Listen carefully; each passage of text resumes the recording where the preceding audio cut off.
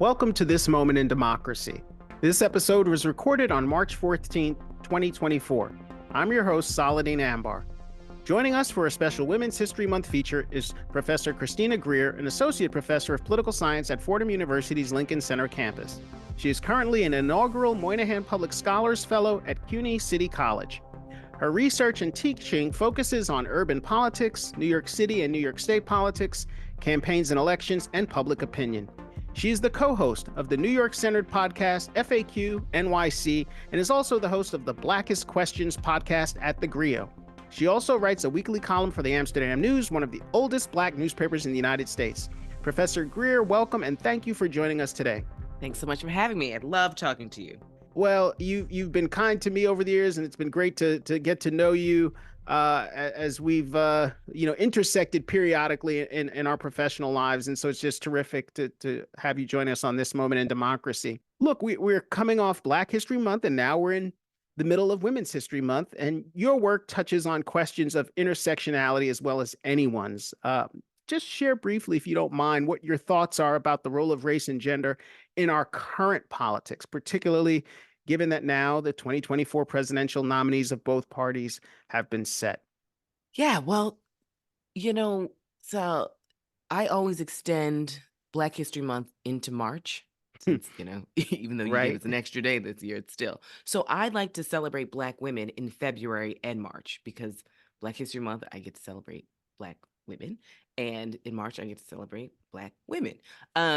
So I essentially have created 2 months. And so my co-authors and I, Christine Slaughter at BU and Shea Crowder at Loyola Marymount, California, we published a paper last year about Black women as keepers of the Democratic Party and also democracy, because Black women are so solidly big D Democrats and they serve as the canaries in the mine about the dangers that lie ahead.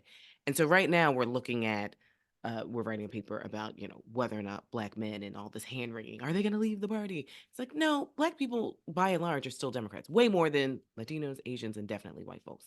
So our role in society is kind of like what Baldwin says. Like, we can still critique the society that we live in and still find ways to love it, find ways to survive, and even find ways to thrive, which can be befuddling to some, but it makes sense to a lot of Black people. I mean, many of us come from mixed class status families, so we know the realities of what this country can and cannot provide.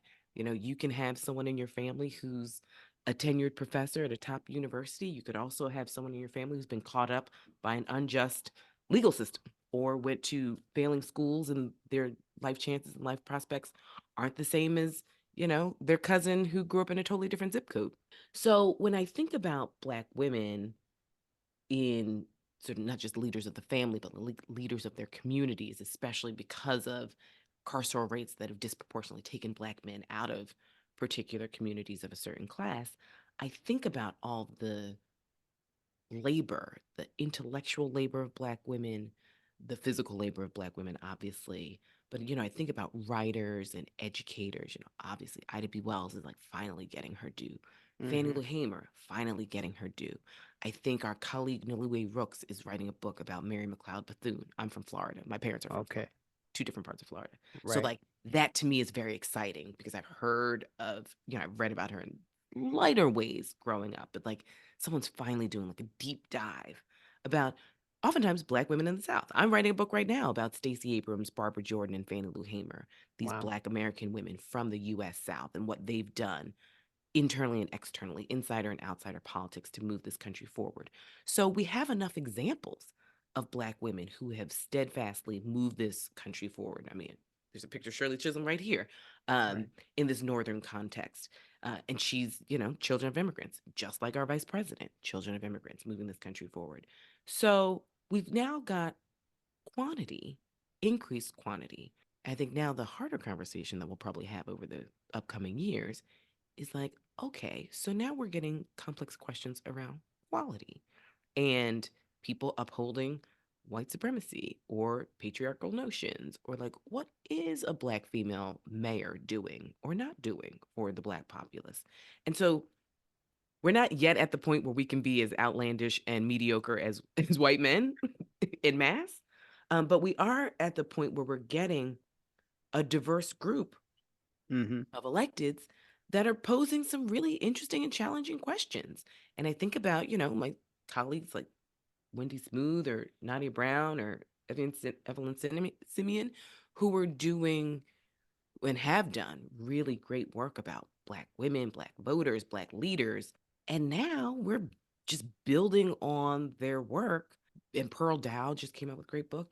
But like we have to build on the work of our relatively recent colleagues because the questions are actually getting more complex about Black leadership, even if Black women as voters are still steadfastly Democratic, big D Democratic. We know that those shades of blue have always existed, and now we have the luxury and the space to explore what those different shades of blue look like.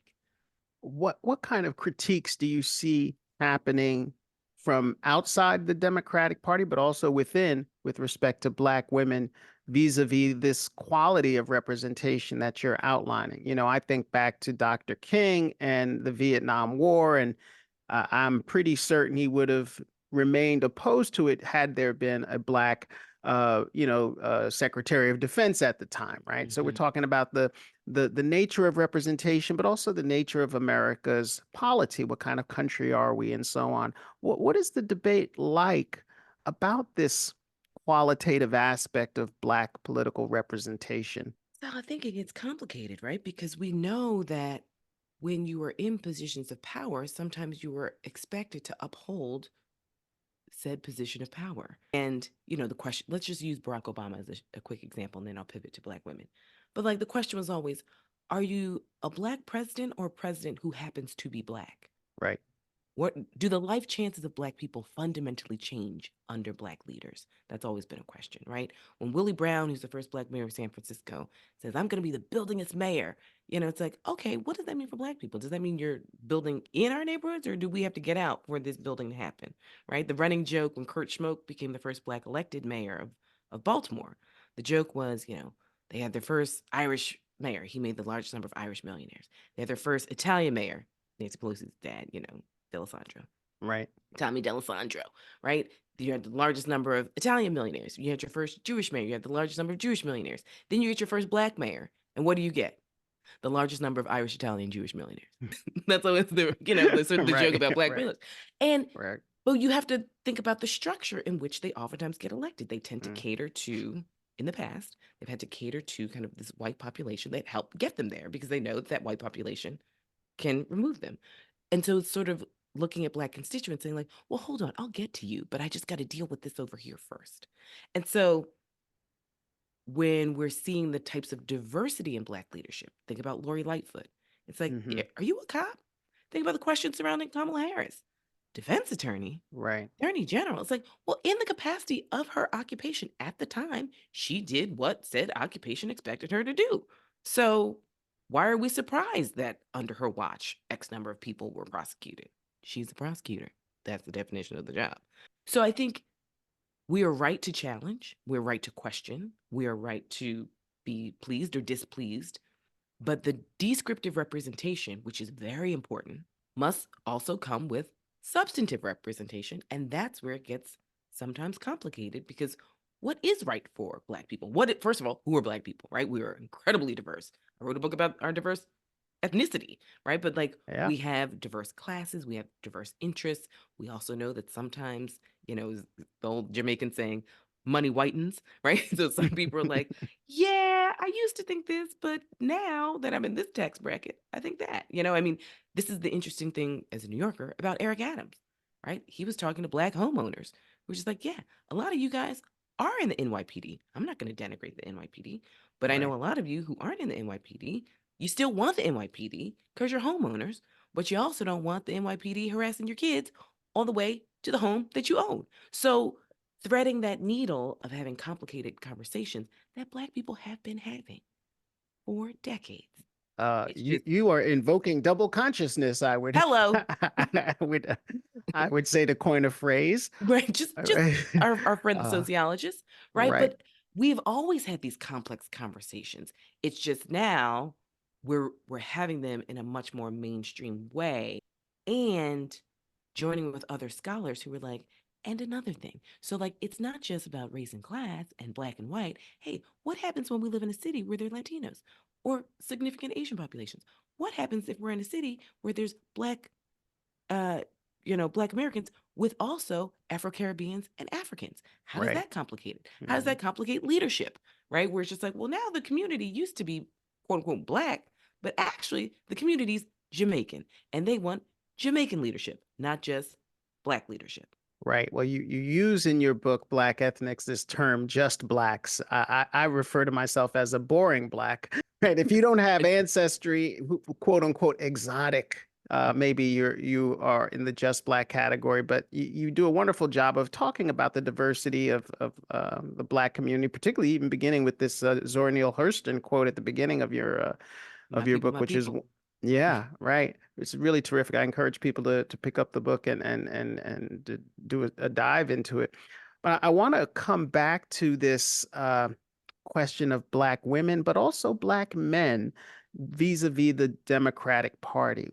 After recent presidential elections, we've seen a lot of articles and memes about how black women have saved the republic again, right? Preventing disaster in terms of their support for the Democratic Party and upholding progressive values and what have you. Um, it- but also, there seems to be a lot made currently of black men leaving the Mm, Democratic Party. Is that overblown, or either of those scenarios? yeah. Black women saving the republic overblown, or black men leaving the Democratic Party overblown? What's going on there, and what is happening with black support within the Democratic Party? And if you could just sort of dissect those um, gendered nuances, I think that would be great. Right. So let me just lay out some rough percentages that we have. Black women tend to vote for the Democratic Party at about 90. I'm talking about presidential elections. Obviously, Yes. local elections get a little uh, Hmm. more complicated, especially in Jersey, right? Chris Christie enjoyed like a quarter of black support, like 25%. But let's just look at presidential elections. By and large, on average, last several cycles, black women are about 95%. They voted rates of like 95% black women vote for the Democratic candidate. Black men, about 90%, sometimes 89%, sometimes 91%, but let's just say Hmm. 90%. Latinos in the 60s, Asian Americans in the 50s, white men and white women in the 40s, 40%. White men the least likely to vote for the Democratic Party candidate. So, are black women the keepers of democracy and the savers of democracy? Yes, they are. And we're tired and we're exhausted. And at some point, someone's going to have to come with some real checks, right? But we are, because if Joe Biden, far from perfect. No president has been perfect by any stretch of the imagination, but we have seen what Donald Trump is capable of. And this is when he didn't know what he was doing and didn't know sort of what was going on inside the White House. Now that we've seen it, we know that this man will come and sell this country for parts. So we saved the country big time in 2020 to make sure he didn't get that second term, to really just, as George Washington warned us about in his farewell address, to make sure that he doesn't, satisfy the most basest of whims to endeavor with foreign adversaries that would help enrich him, domestic Hmm. issues that would still enrich him. So we prevent that from happening. Stacey Abrams prevents it from happening in Georgia and saves the day, saves the country, all the things. And then there's this conversation now that black men are leaving. Now, are black men frustrated and tired? Sure, yes. We are steadfast and loyal. Are they playing out the scenario to the hilt? Some are not. Do they tend to be more conservative than black women? Yeah, of course. But do I think it's a straw man to set it up so that if Donald Trump gets a second term and folks are like, what happened? It's like, see, look at those black men. No, look at those white women and those white men that consistently vote for him against their own interests, or white people. Hmm. LBJ warned us about, right? So, okay, if the number moves from 90 to 87%, yes, more black men voted for Donald Trump, 13%, as opposed to, the 10% that always vote for Republicans. Don't forget, we got cops, we got military folks. You can think about some of your uncles. It's like things that they say at the table. It's like, oh, you are conservative. But here's the thing, black people have immense ideological diversity. We're just trapped. It's called party capture. We're trapped in a party because Republicans have chosen to cast their lot with white supremacists. So, like, yeah, we are Democrats. Do we have issues? Sure. Do a lot of Black people traditionally, if Republicans were smart, could they actually have a competing chance of getting Black people in their party if they didn't constantly denigrate marginalized groups? Yeah, they could.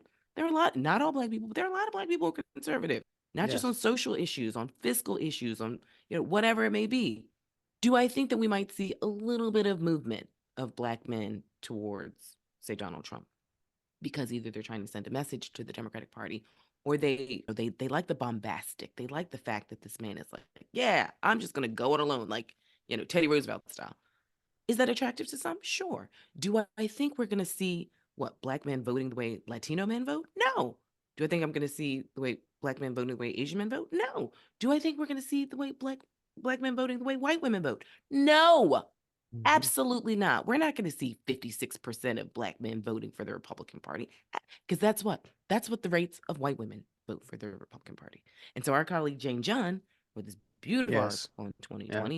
2012, Hiding in Plain Sight, where she walks us through the 1950s to 2012 when she published the article, and the only time white women have voted for the Republican Party candidate, excuse me, the only time white women have voted for the Democratic Party candidate for the presidency before the election of my love, LBJ, and 1996, second term Bill Clinton, right? 1964, almost everybody voted for LBJ. His Right. predecessor had just gotten assassinated, right? It was Yes. vibes. 1996, Bill Clinton's like, closet Republican, crime bill, which a lot of Black people supported, by the way. Yeah, I was Mayors there. lining up in I was droves, there. CBC members lining up in droves, supporting it. Why? Because their constituents wanted it. Their Black people wanted it. So we have some revisionist history with Joe Biden and the crime bill and Bill Clinton, but like, let's be clear. Look at the votes. Look at the congressional record. Look at who came to those meetings. It was Black mayors at those meetings chomping at the bit to get this funding A for the lot of crime Black bill. clergy as well. I recall the late Right. great Calvin Butts and others, Right there. admitted to having shown their support for it. No question. Yeah, yeah. So, so do I think that there could be some wiggle room? Sure. Do I think they're ill-informed celebrities who are like saying inappropriate things and misguiding Black voters and kind of ginning up this ire, which again, you're well within your right to have ire, but like think about post November 5th. Do you really think that Joe Biden's opponent cares about you? He doesn't. He doesn't care about this country. He doesn't care about anyone but himself and his pockets. So we know how he puts people in buckets: Black people, immigrants, Mexicans, Jews. Those are like the four big buckets of, who can hold his money, who can't, who's a criminal, who's not, who's a rapist, who's not, who's deserving, who's not. And so since he knows that he's in bed with white supremacists now, it's like in for a penny, in for a pound. So you can be, mad about international affairs. Do you really think this man cares about international affairs?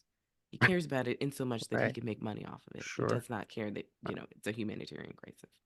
I have a two-part question I want to follow up with you on. One is you do a terrific job in Black ethnics in talking about uh, coalition politics within the Black community, first of all, given the myriad of identities that are part of Blackness, but also it raises questions about where do you see today the possibility for coalition building across racial and ethnic constituencies. There's much made of Black and Latino Mhm. coalitions, and obviously the Asian American population is a growing one as well, and also more politically active. I'd love for you to touch on that Yeah. uh, to start, and then I'll have you handle that first, and then I'll Okay. follow up. So our colleague Niambi Carter wrote a brilliant book Yes.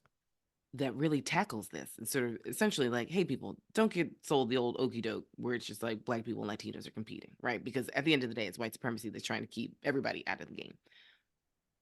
And I think that she's absolutely correct in how she lays out the argument. Like, let's not be sold this bill of goods about competition and like this perception of scarce resources. We got the resources. We keep finding a few $1 billion every few weeks under the couch cushions. We got the money. That's not it. So it's like let's direct our concentration in the proper direction.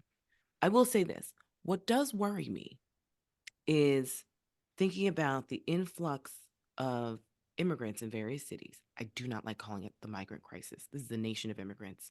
All cities are cities built on immigrants. So like anytime you name something a crisis, it implies that it's a bad thing. Right. Do we have a lot of people coming? Yeah, we always have. Like statistically, we're just in a wave. We've always had different waves at different times. The difference is it's a brown wave now, not a European white wave. So now all of a sudden it's like crisis. But it's always, if you look at the newspapers from the past, they've always framed it as a crisis. Too many Irish are coming. Too many Italians are coming. Too many Germans are coming. Like we've always had that. What does worry me is as cities and mayors, and oftentimes mayors of color, because thinking about the major cities are all represented now with Black mayors, not all, but by and large by Black mayors, you've got Black populations who are like, wait a minute. So you guys are finding gift cards, you're finding housing, you're finding educational resources, you're finding all these resources for these new people. But we've been in this city for generations. You can never seem to find that for us. So now we're getting at the heart of Dr. Carter's book, where it's like, so now we're seeing competition. Now we're seeing sort of the old residents not wanting to welcome the new residents. Again, tale as old as time. But that does worry me because that does create this sort of either malaise when it comes to politics, or I'm going to stick it to you and vote for your opponent just to prove to you I'm not beholden to you. But it's like, so, but what is your opponent selling? And what are they saying versus what are they really going to do? So that does worry me about this idea of competition because it's like, well, we got limited resources. It's like, well, actually, this country doesn't have limited resources, but the allocation of resources for people of color is limited. And so it makes you not want to build coalitions with new people. It makes you not want to see new people as who you once were in need. Um, and I think that's what makes me nervous about also the framing of who deserves to be here and who doesn't. Fair enough. That makes a lot of sense. Yeah, I mean, for me, there are always opportunities for coalition building, but the framing of the possibility of coalition building makes it such that if we set it up where we're competitors, then there's no real incentive for us to build coalitions. And oftentimes the people who are stealing from both of us get away scot free. If we join, I mean, this is again, King told us about this. LBJ told us about this. I mean, IDB Post told us about this. If we come together, and it could be temporary, it could be permanent, it could be on a single issue, it could be on a myriad of issues. But like if we come together, there's obviously strength and safety in numbers. But I think so many people in power rely on the fact that we'll be too busy competing with one another. We won't have the focus to demand from them what is rightfully ours. Well, here's where I want to have you touch on public policy, because what kinds of demands, certainly in the aftermath of President Biden's State of the Union address, do you see Black mayors, activists, and others wanting to be put on the table by Democrats? Certainly, that's where the bulk of Black political support is in this country. So we'll just keep it there for a minute. What, from a policy standpoint, do you think might make a difference in the ensuing months before the presidential election in bringing out the kind of numbers that the Democratic Party and Joe Biden is going to need? Yeah. Well, I think they've got a reality versus perception problem. So the reality is like the economy is strong. First of all, what is the economy? To like a regular person, like what do you mean when you say economy, right? But the perception is, well, when I go to the grocery store, I spend $50 and I have one grocery bag. And I used to spend $50 and have 2.5 grocery bags. Make that make sense, right? The perception is everything feels more expensive. The reality is Joe Biden's keeping down inflation. He's undoing the policies of his predecessor who gave tax breaks to all his friends, ripped out the social safety net. This is what happens every single time. Republicans rip out the social safety net. Democrats have to rebuild it. Republicans say they waste money. And then they get into power. They give tax breaks to their friends, rip out the social safety net. Democrats come back and they're like, we got to rebuild this thing because the country will go off the rails. We don't want to be France where you steal so much from the poor people. The only thing they have left to eat are the rich. It can happen. And we don't want to get too close to that. So where we are now with student debt matters to a lot of Black people, but not all Black people, right? I know a lot of Black people where it's like, girl, I woke up the next day, $50,000 was just erased. Like, that's huge. That's a lot of my friends have been able to now think about, okay, that money that I was paying every month, I can now put toward a house fund. That money that I was paying off every month, like now I can just breathe, like, and not feel that there's this anvil over my neck. That can't be understated. I mean, I played bingo with my students while we watched the State of the Union. And I was like, when is this man going to mention student debt? It Right. means a lot to a lot of Black people. And I know that, that's kind of contentious because a lot of working class people don't want to hear about it. And then there are also a lot of people who are like, I paid my loans. It's like, listen, I paid off my loans too. But just because I paid off all my loans doesn't mean I don't want my friends to sort of have their loans forgiven. I still do, because hey, that means we can all go on vacation together. Like that means, like, you know, your blood pressure won't be high because you're worried about all these other things. Do I want him to upplay that? Yes.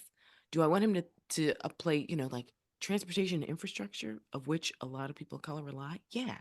Do I want him to play up like the environmental concerns, since not only are Black people the founders of the environmental justice movement, but like we are most adversely affected by climate change, by pollution, by bad air and water quality. So like all these things that he's doing to protect our environment, like we're the ones who were actually most negatively impacted by climate change, because either where we live, whether it's cities, whether it's rural areas, whether it's places that don't have, good piping and infrastructure. I mean, you think about Flint, they could have solved that problem with a few $1 million, but they didn't. And now the whole town is dead. Right. Right? So, like, having some sort of foresight, you know, can you play up the fact that you're nominating Black judges that actually care about descriptive and substantive representation of communities, many of whom come from communities where it's like, listen, I may be, a fancy lawyer now, but like I went to a public school. Like I know Mm-hmm. what neighborhoods look and feel like and the potential of neighborhoods. So they might be less likely to throw someone away for 25 years. Like there are just so many micro level policies that Joe Biden and the Biden administration have been working on. The fact that a lot of folks are, and listen, I'm not saying that they shouldn't be, but are just sort of like, I don't like his foreign policy. Right. Now, granted, it's March. Things may change by October. But there is, I think, an unfair blame on this particular administration for things that this country has done for decades. And like, I just don't know. I don't know if the fervor will still be there in October or November. And not saying that we should release the pressure to change, because this country's Mm-hmm. been doing that since our inception. But I'm like, so why would we penalize someone who actually is thinking about solutions, as opposed to rewarding someone who we know what his solution will be, which will just be to sell this country to the highest bidder? Right. Why would we why would Yeah. we do that? So I think with all Democrats, my frustration is always, you do great things and you don't articulate your accomplishments. Barack Obama, hide your light under a bushel some more. America Rediscovery Back to Work Act. And, they name it all types of Right. crazy stuff. We Yeah. can't even figure out, like, when the Obama administration saved us from falling off a financial cliff. Nobody knew it. Democrats have been historically bad at telling their story, right? I think At Donald Trump offense would, and defense. for sure. Let me, as we wind down, let me ask you a question I'd be remiss if I didn't raise, and that's about third party movement that I don't know if gaining traction is the right term, but certainly there's been a lot of discussion about Robert Kennedy Jr. And certainly to a less extent, but given his familiarity in the Black community over the years, Cornel West, do you see younger Black voters or any Black voters moving substantially enough to these third party candidates to make a difference? And what do you think the Democratic Party in particular, or Republicans, are making of the entry into the race, particularly of Kennedy, who seems to have garnered a statistically significant portion of the electorate to Yeah. create some issues? I think the Democrats must and should take it very seriously. We tend not to have third party candidates who ever really make a difference in the electoral college vote, but they do make a difference like the third party candidate themselves doesn't get electoral college votes, but they do make a difference in the electoral college distribution. And so I'm thinking of, say, 1992, right, with Ross Perot. Ross Perot got 0 electoral college votes, but he got 18 million votes, over 18 million votes. That's a So lot of when you people. think Yeah. that's a lot of people, and a lot of his people were possibly George H.W. Bush people. So this is how we get this rando governor from Arkansas. It's like, what? Everyone's shocked, taking out an incumbent, right? And because RFK has name recognition, he's got money, he's got connections with, everyone who's a governor now. RFK knew their daddy when they were governor. So it does say something about nepotism in our politics as well. I do think that young people are much more susceptible to hearing ideas from a third party, right? Are they grounded in things that could actually happen anytime soon? Oftentimes, no. Like, they are great ideas for an ideal society. And yes, we have to keep putting them out there so we can work towards that society.